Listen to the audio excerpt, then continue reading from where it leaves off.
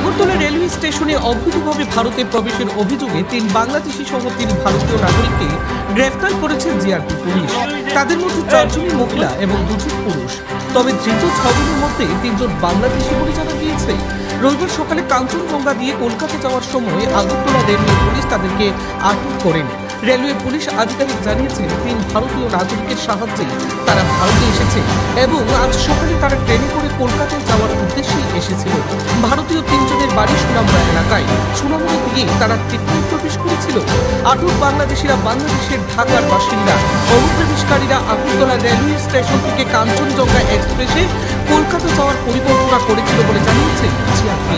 তাদের সকলকে আদালতে তদন্ত করা হবে। প্রতিনিধি অবশ্যই শান্তি।